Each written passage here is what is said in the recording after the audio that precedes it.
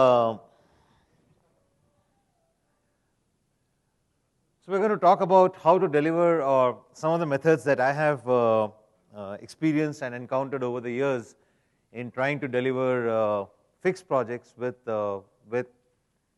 agile lean methods. And it's not obviously any one particular method, but a confluence of ideas from different thought leaders to try and figure out how do I make it work for fixed price projects. A quick background to myself, for myself is I work for Digite. I used to head their engineering team and their implementation team. We build the Swift ALM and the Swift Kanban product. Both of them are very successful products. Companies like Infosys, HCL, Virtusa, Fiserv, SunGard. I can keep rattling the names, but there are lots of companies who in the Indian IT space who use our Swift ALM product. Swift Kanban product is one of the top 3 products globally in the Kanban space. David himself consults for us and advises us in terms of what we should do in the product roadmap perspective. This coaching and consulting is only a part-time of my, only a part activity of mine. It's not a full-time job for me. My main bread and butter, what pays me salary, is actually doing projects for my customers. So what I'm going to share today is essentially what I have learned over the years in implementing. When we built our Kanban tool, we actually built it using Kanban principles. So that was the first learning of how to make it work, and we took it from there. I run the limited WIP societies in India. We have 4 chapters today: Bangalore, Chennai, NCR, and Pune. And I haven't had too much time in the last about 9 odd months, but the intent is hopefully to actually keep that momentum and push it forward. Especially now that, if some of you have heard, David has just launched the Enterprise Services Kanban model.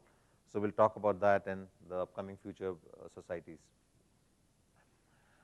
So let's understand the problem. Fixed price projects. How many of you have faced fixed price projects? Okay, so we do have a reasonable number.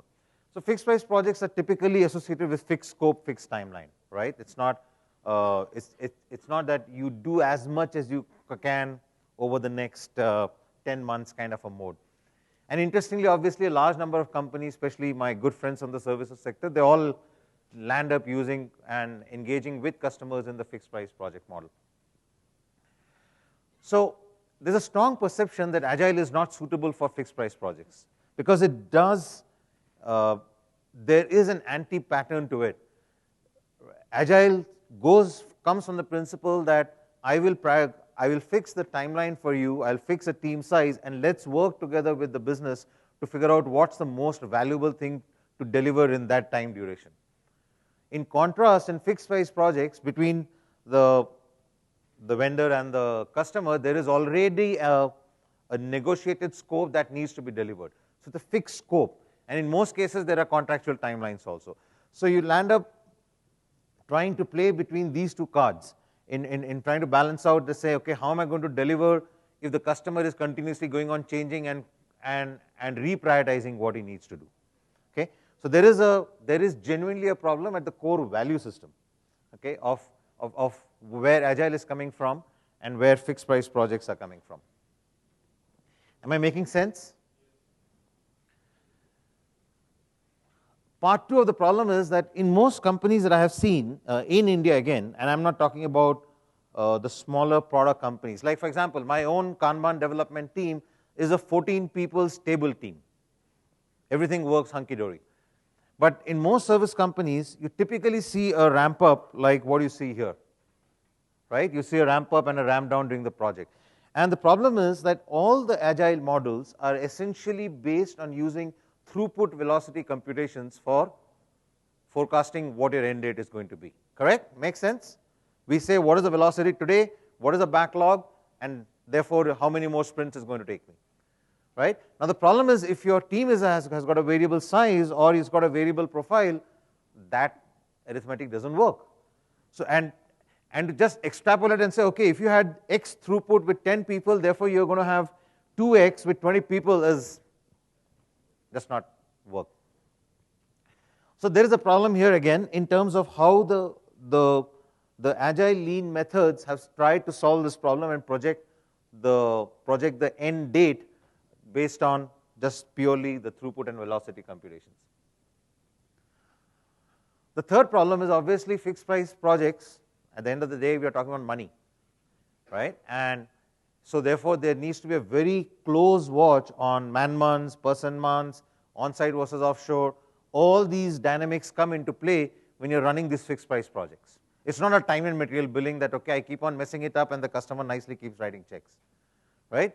That, by the way, is one of the most beautiful models. I used to sell time and material for a large number of years, and it's perhaps the only business model globally where the customer pays you to fix your own defects. So, but in most fixed price projects, it doesn't work that way. The other problem is, again, that in quite often, I mean, there are small fixed price projects also, but my experience is fixed price projects generally are large projects.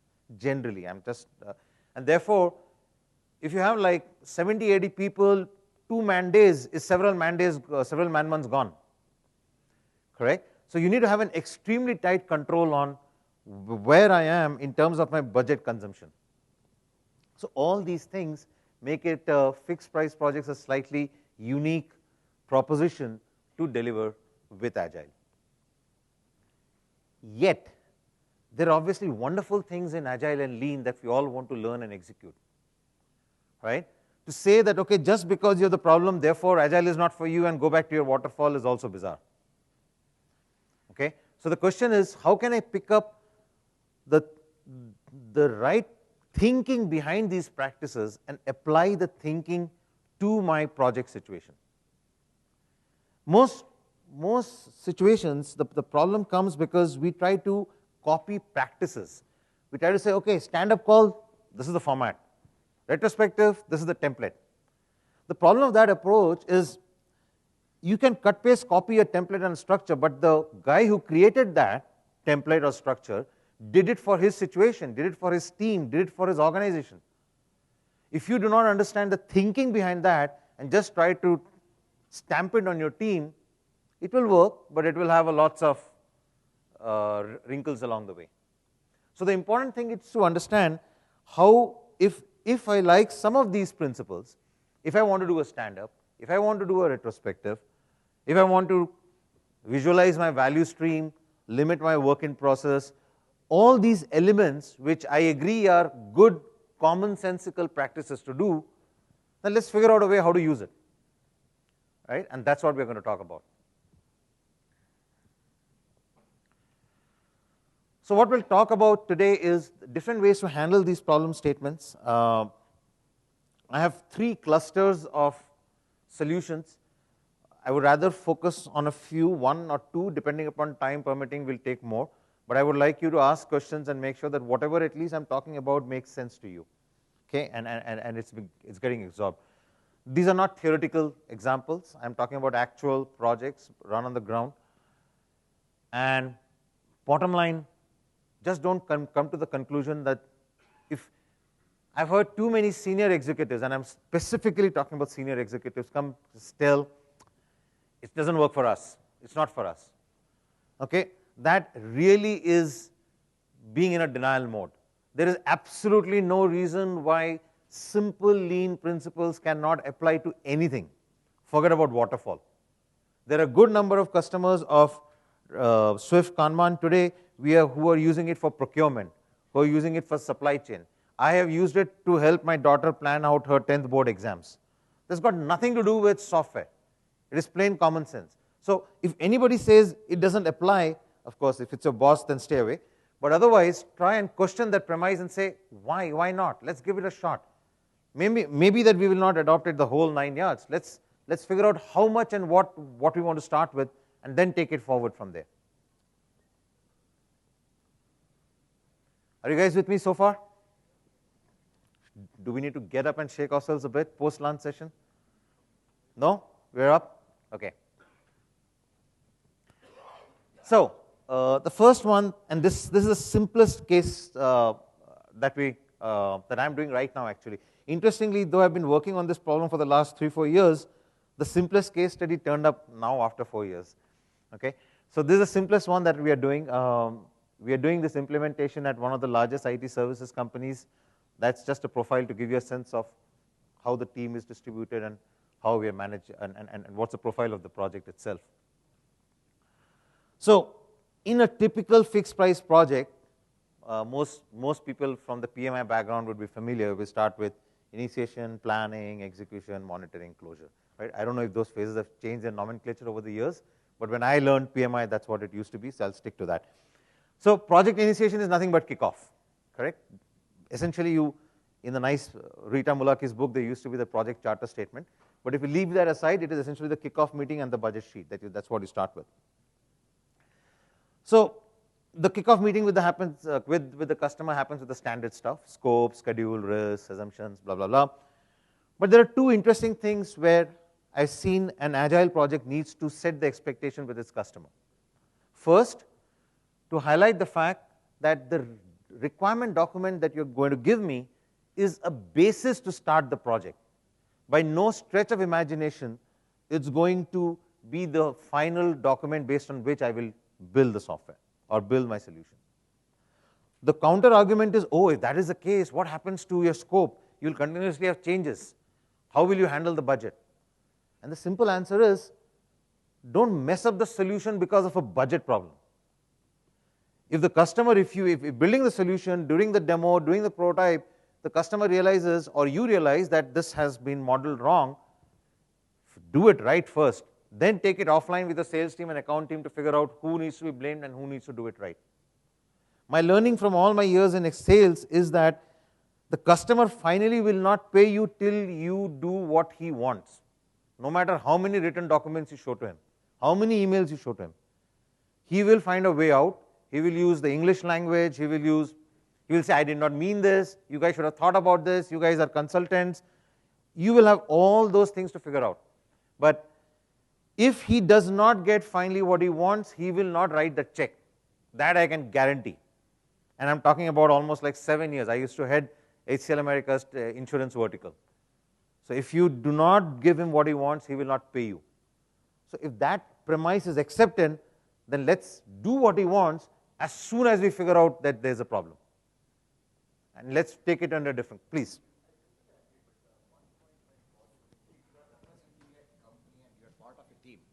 I mean, you can't, won't take a decision and leaving others, right? I mean, when it comes to, CR, when it comes to money, especially I'm talking about the, billing part. Yes. Right?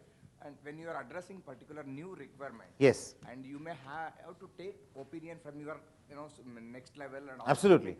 On the front, when you are in the discussion with the customer, on the fly, you can't commit. I absolutely agree. Yeah. So I absolutely agree, and which is what I'm saying. You level set this expectation in the kickoff meeting where all the stakeholders are there. Saying, guys, if you want to accept this way of working, we are going to accept the fact that that Word document is an excellent starting point for us to go. I don't need to now go and get into a process of discovering the requirements. It's a great starting point. But we know and we are accepting the written requirements have a weakness. There are interpretation issues. And therefore, if we find out along the project journey that there is a change required, we'll correct it. Okay? The expectation setting is important because in most fixed price projects, there are tremendous battle lines drawn between the two teams. And you spend a huge amount of noise and bad feeling between the two teams because of this issue. So I'm saying solve it the other way, accept it and move forward. And the second thing is obviously use it as a basis for acceptance criteria. You need acceptance test cases, right? So great repository for that.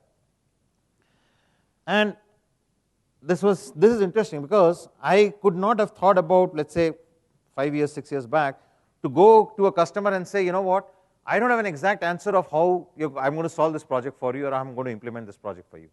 I think I have a good sketch, I have a blueprint, but I'm going to keep doing my retrospectives with the team to figure out how I need to course correct. Okay? To think about it, 10 years back, if I would have gone to a pre-sale situation and told the customer, I really don't know how I'm going to do a project, I don't think the sales guy would have been very happy with me. Okay? So the fact is, set the expectation with the customer that I do not have all the answers today. It is unreasonable for you to tell me, oh, you have come as a project manager, therefore you have all the answers. I will start and I will course correct. So how did we plan this project? So as I said, our DNA is lean thinking. We have been dealing with lean and Kanban for quite some time.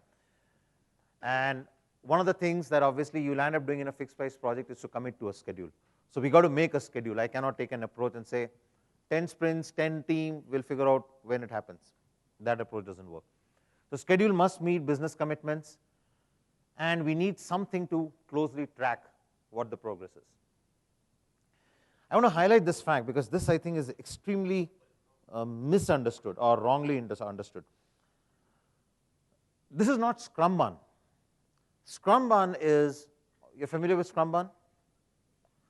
Okay. Scrumban is Scrum projects doing a task board in most cases. In a Scrum project, in a Scrumban project, it's not important to focus on the value stream. The focus of the team is not on the value stream to understand within the value stream where the bottlenecks are, where the constraints are. There's a team, once the sprint release planning meeting has happened, the team members take their cards, they break it up into tasks, it's put on the task board. The task board is a simple to-do in progress done. They're all doing their own job. That's the flow. In a lean project, in a Kanban project, the focus is on the scope. So I take a functional unit, the functional unit carries its value stream forward, and the value stream forward, why am I putting a Kanban board? Why am I putting a Kanban board? Any reasons? Why? Why visualization? Bottlenecks. Why bottlenecks? Time now, okay. What else? Okay.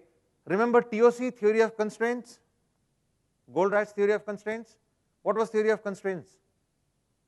Identify the constraint, submit all resources to the constraint till the system maturity improves and you find the next constraint.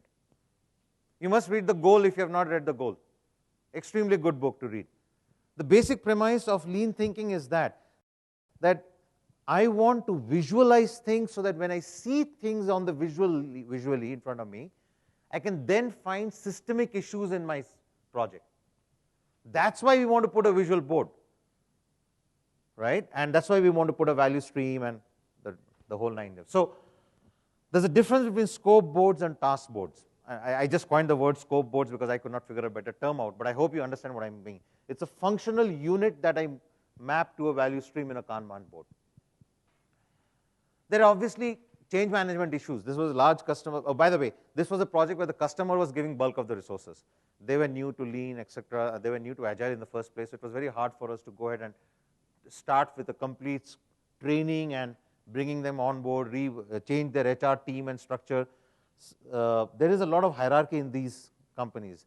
One project manager will only handle 4 to 5 leads. Those are 4 to 5 team members. So you have to move with this team hierarchy in getting things done. And obviously, because it was a new team, there was no throughput data with us to be able to project what the future would be. So what we did is we said, okay, this obviously, I think, being the lean guys, we said we'll go ahead with this. There was not a question mark. But what we said is we'll do iteration planning and we'll do burn down charts.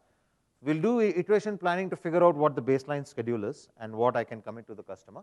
And then we'll use burn down charts to make sure that I'm delivering to the sprint release plan that I've prepared. Any questions?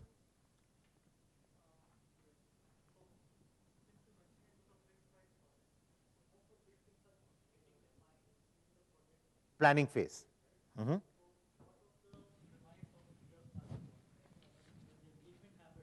was it, formed to be a fixed price, Yeah, engagement? good question. So obviously that's a typical pre-sale cycle, and in the pre-sale cycle you go through your estimation model, whatever that you have, and you figure a number, and then once the customer says it's a fixed price, you stamp a 30%, 50% contingency, whatever you're comfortable with the sales guys, and that's how you go ahead with the number. That part of the life cycle doesn't change whether you're waterfall, agile, or any other thing. Okay, because in any case at that point of time, there's the ability to do real requirement analysis, scope decomposition, etc. is very little. So you are still high level. Yeah, exactly.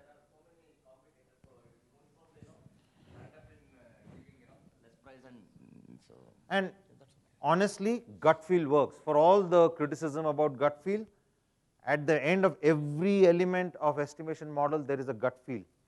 I was a function point trainer many, many years back.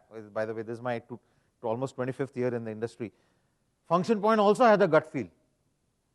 Because either you do the complete logical data flow diagram and the entity relationship diagram and then build your ILF, ELF and break it down, or anyway you have to figure out and make some guess estimate that, okay, how many ILFs, ELFs I'm going to have.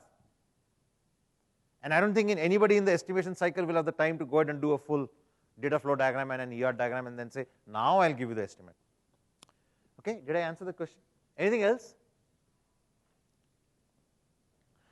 So now that we figured out the method, we said, okay, now I need to build a baseline, right? I need to baseline and schedule.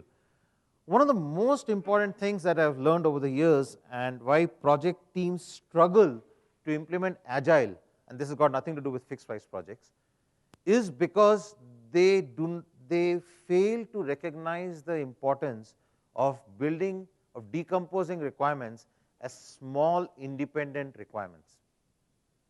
We all have heard of the invest model, but it stays on the side.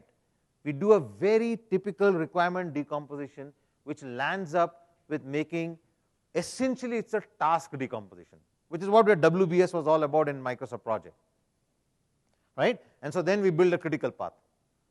But folks, if you do Agile right, if you do Lean right, you will get independent functional units, independent stories, independent epics, whatever name you want to give it.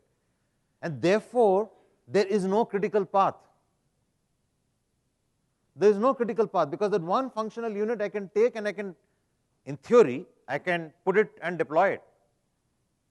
That's the first minimum marketable release. Am I making sense?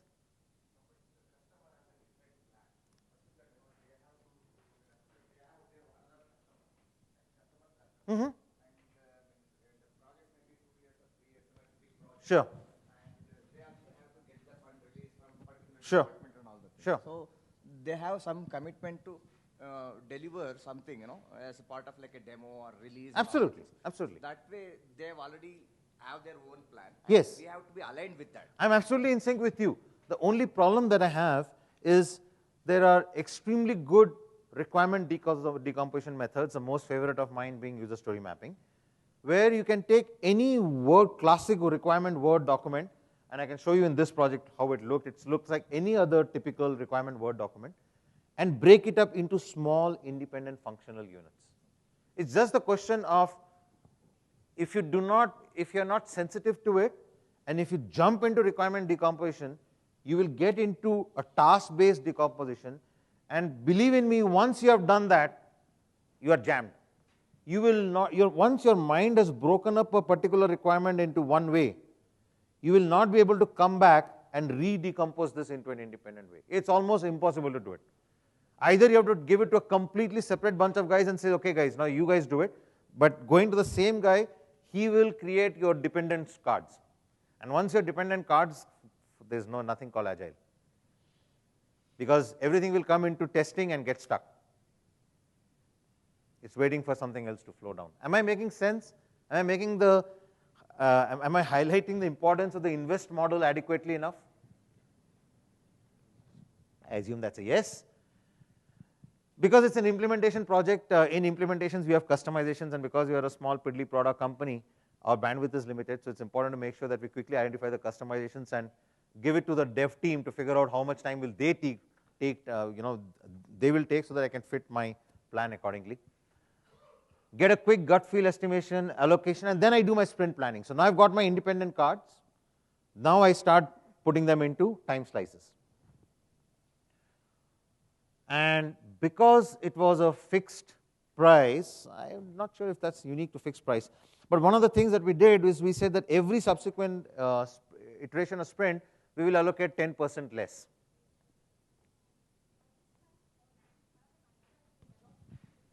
Zilch. Good question. So what we did is when we do the decomposition, we go ahead and we ask the module lead, said, okay guys, you make your estimate of how many man days effort this is. And then we know how many capacity is in the sprint, and we fit that in. I'll show you the template. right now? Good question. Anything else?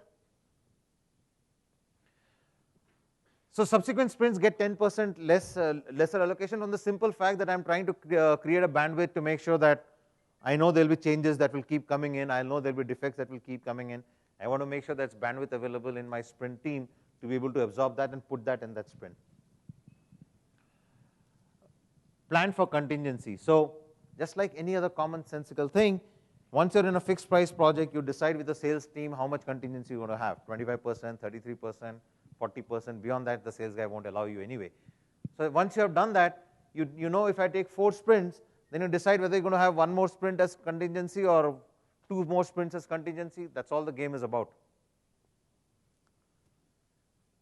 Is this process, is this process clear? Does it make sense? Yes?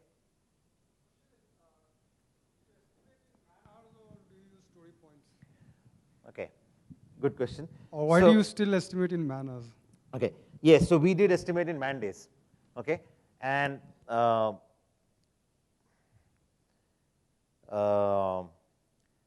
would admit the fact that we should have estimated in story points level, but the problem that I have is that we have 5 different teams in which all these requirements were given up.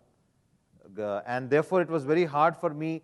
At the end of the day, what is story point? It is a relative model of estimation, right? So I take one simple thing and I then say, what is it relative to this? Now, if I have different relative scales, that number becomes difficult. So we just went with the simple math of taking this and doing it by a man day estimation, and then taking to the sprint and seeing how many man days it's available and taking it forward.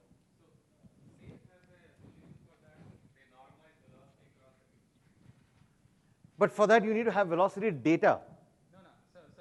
So even you can start with the 0 velocity also, then normalize with a completely it. new team? Yeah, for a completely new team, okay. SAFe has a solution for that. Okay, will be interesting to learn that. Yeah. Please. No, yeah, completely my judgment call in terms of, I said I'll start with 90, bring it down to about 60, and I will not go below 60. So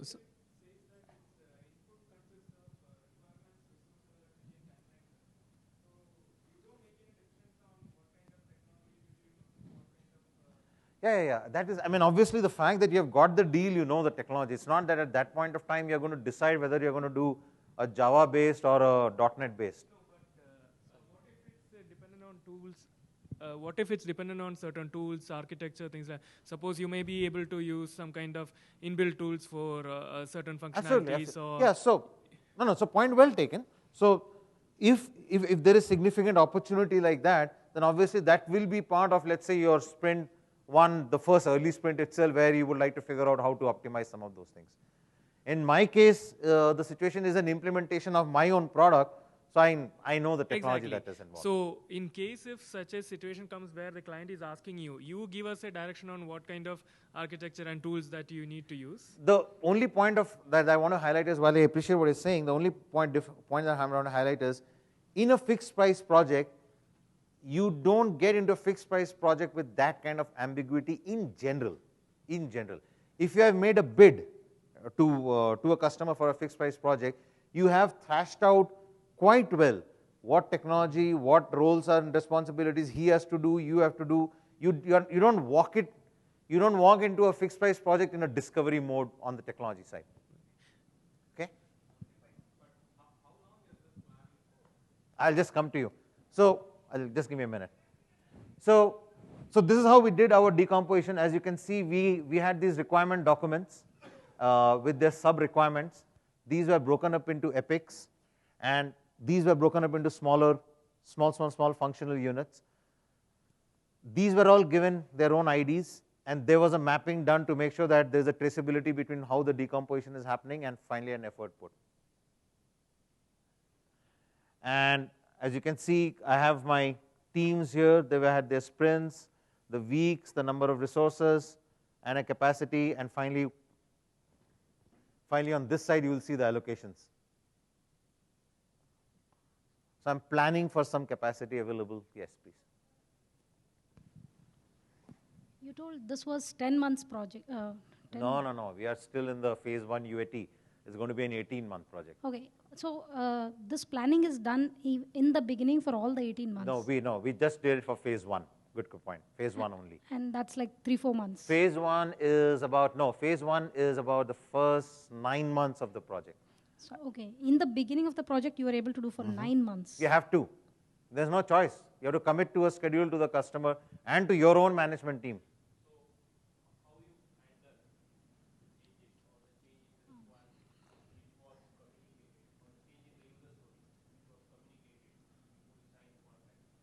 Before you sign the contract, oh, that's easy. If there's a change in, right. Yes, project. Yes. Yeah, there is changes, absolutely. So I'll talk about, I have a whole section, if time permits, I have a whole section on that. Okay? Yes. Who all were involved in the planning process? So mostly the solution people. Typically we call them as solution architects. The solution architects sit together and they thrash it out to figure out how they want to execute. Yes.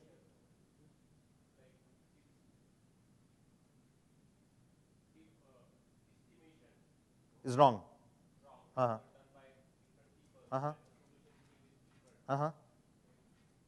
the case, absolutely the possibility.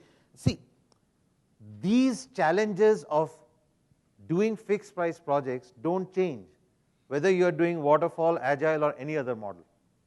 Okay? It absolutely happens that estimation has been done by a bunch of fairly experienced people and the execution is done by a bunch of younger people, and that's no exception in our case. That's exactly what happens. But therefore, you also go into a fixed price project with a 30% or a 40% contingency. Okay? No, that's why I went to a Kanban model, because I could not have taken their project management, team lead, member structure, SQA or internal auditor and say, boss, I don't want to go there. I'm going to stick with your structure, follow the Kanban model. Because Kanban is a lot more flexible in these terms.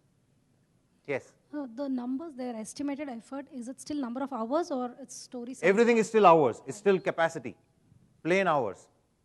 Man hours, man days, whatever it is, but it's basic capacity. Okay? Are we good to go? Yes.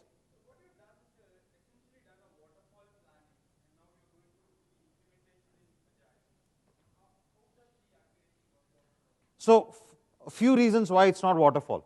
Firstly, I broke the requirements into small independent units. Number one.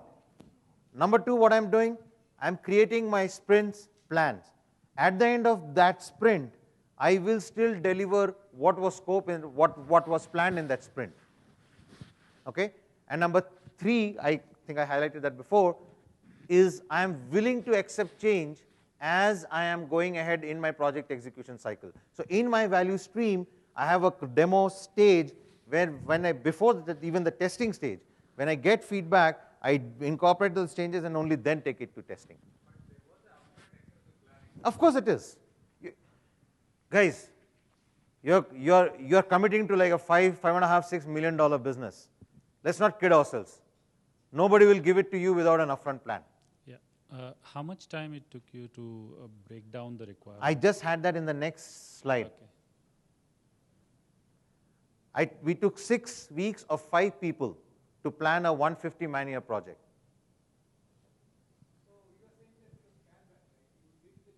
Yes.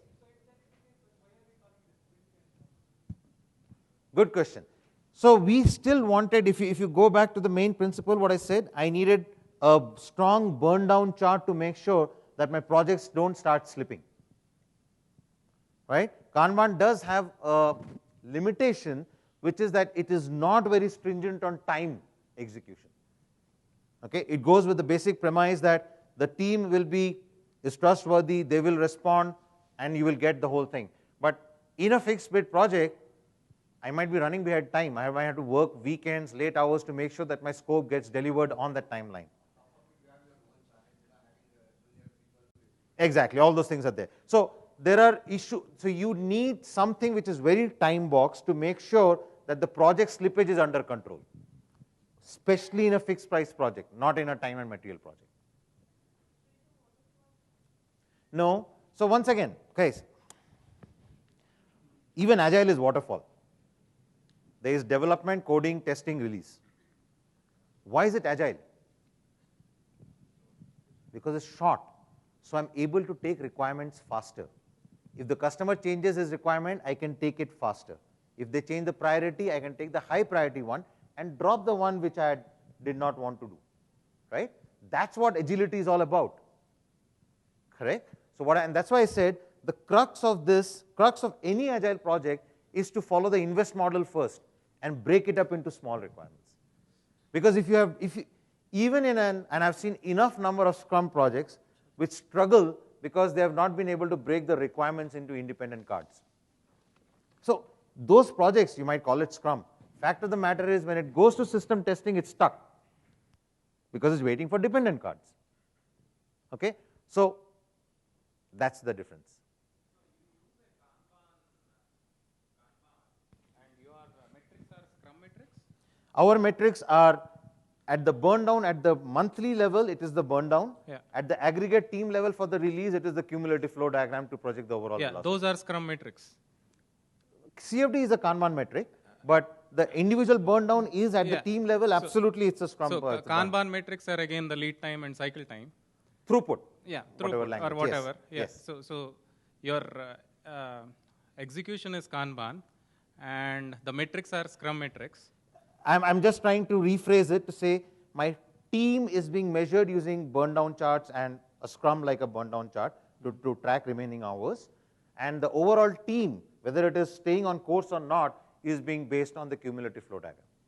I'll come to that. I have snapshots on that. Shall I move forward? How much time do I have? So this is how the Kanban board looks like.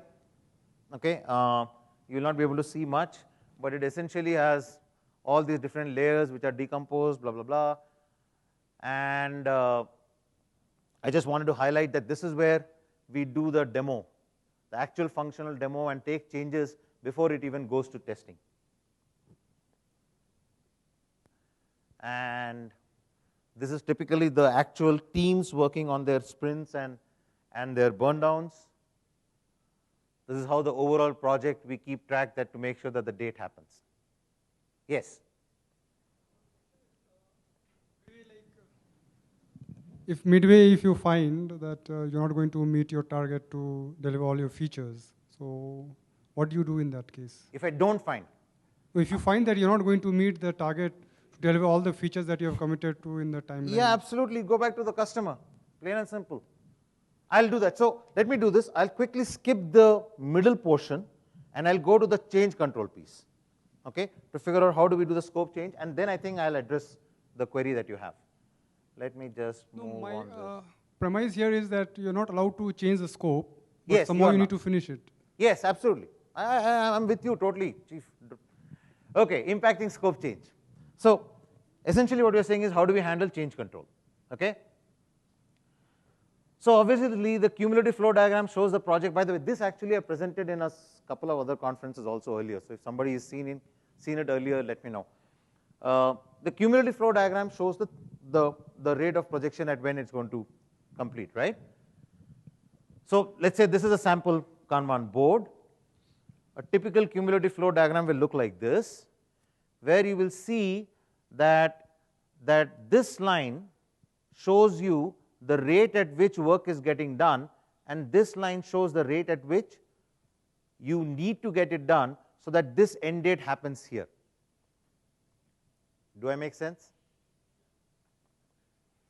So this is your real project data, right? So today I'm running a Kanban project. This is my forecast. This is my extrapolated numbers. I know exactly on which the project date happens. The project gets completed, correct?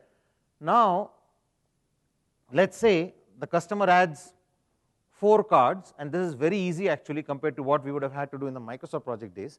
Let's say I add 120 man days of work or story points of work into your backlog as part of the change control process. Okay? So what are you going to do? It's a single click. You're going to just go ahead, go back to your cumulative flow diagram and plot it, and the plot will tell you that your throughput increases, the throughput needed increases from 16 to 18 to fit that 120 man days of work extra. Just imagine how much difficulty this would have been in Microsoft project. You would have had to go back to critical path, find out which path you can crash, which of those tasks you can crash, where from non-critical tasks you can take resources into critical path. None of that circus.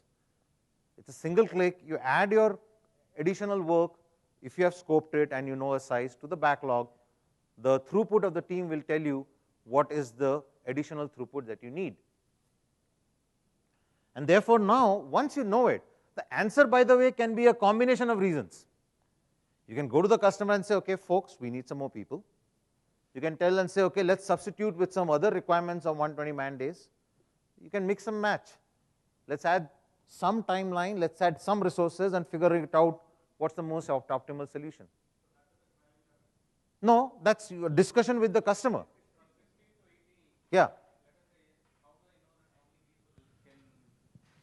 Can increase that 16 to 18. Oh, so basically you are essentially going ahead and saying that, okay, if it's a 16 to 18, it's what about X percentage, whatever that percentage is. Let's say 2% or 5%. So that's what you're going to go and tell them that, okay, 5% may not be 5% because as team size increases, the throughput doesn't increase proportionately. Maybe you need to increase the team size by 7% to give you a 5% throughput increase.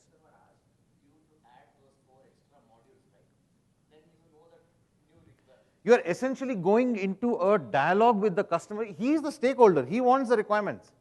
So you have to tell him and say, it's very clear. If you want these requirements, either you give me some more time, or you give me some more people to deliver that much scope in that time. Yeah, I pretty much understand that, but Sure. Conversations around it doesn't exactly map to the increase in throughput, right?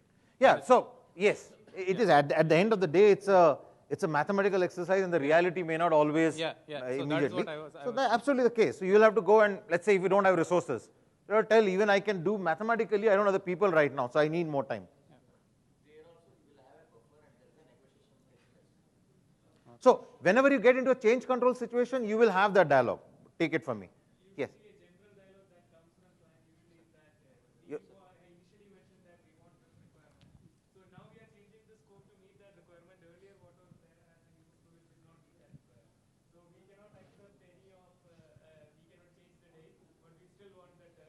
So, good point. So, in most of these waterfall projects or fixed price projects, you do get into this regular sign-off process with customers. So, whenever you break it up into functional units, give it back to them for a review. You don't use the word sign-off. Just give it back to them saying, please give me your feedback. Then you go ahead and do your design or whatever, or you can do your sprint planning, tell them, give me your feedback. Don't use the word sign-off. The minute you use the word sign-off, they'll say, I won't get back to you. So, don't use the word sign-off. Just say, give me your feedback, and you'll get the answer.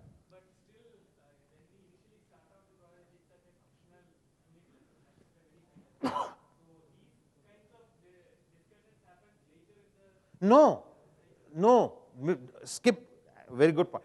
Don't do that.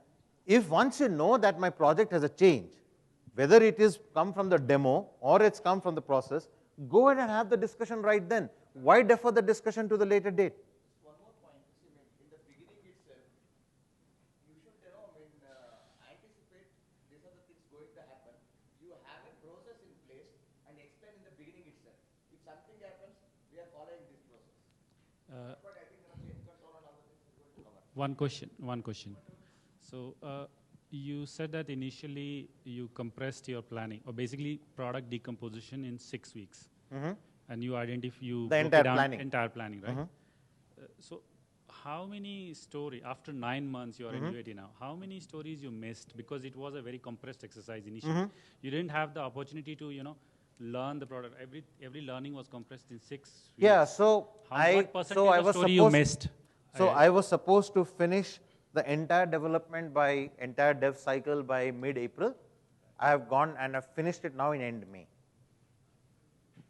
So basically you missed some. So I missed about 6 weeks of it. Yes, and I had thankfully put that in my contingency anyway. And what is the basis for that 9 months initially you planned? Oh, so that obviously includes after this now the UAT cycle and then release and rollout timelines. And release and rollout timelines don't happen overnight, right? So incrementally You first get the new projects, then you start migrating old projects and getting them onboarding. So all that is part of that phase 1. Okay? Folks, thank you for your time. I don't want to stretch on Manoj's talk. You can reach me at any of these addresses, and if you like the session, if you like lean thinking, please do join the Limited Web Society. It will be good to interact with you guys there. Thank you.